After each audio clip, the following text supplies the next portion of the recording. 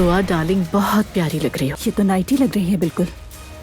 दुआ ये तुम्हारी शादी है, तुम्हारी पसंद ज्यादा इम्पोर्टेंट है। इस जगह नेट लगा दी जाए तो ये काफी ग्रेसफुल लगेगा। मरियम साहिबा, क्या आप मेरी बेटी को अबाया पहनाने की कोशिश कर रही हैं? कोई प्रॉब्लम हो गई थी क्या? सब ठीक तो है? गाड़ी पार्क कर रही थी तो गाड़ी लग गई। ये सेटिंग ठीक लग रही है क्या? जी हाँ। नूर साहिबा, आपका चेहरा कितना खूबसूरत है। वैसे ना क्यों छुपाया है? मैंने आपसे पूछा कि आपका सर क्यों खुला हुआ है? ये मेरा जाती मामला है।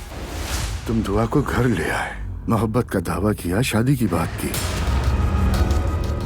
मैंने सर झुकाकर तुम्हारा साथ दिया, लेकिन हर चीज की एक हद होती है बेटा। दुआ की परवरिश हमारी तरह नहीं हुई, वो हमसे बहुत मुख्तलिफ है। अपनी बीवी को इस मामले में खबरदार कर दो। अपनी माँ और खाला दोनों को काबू में रखे।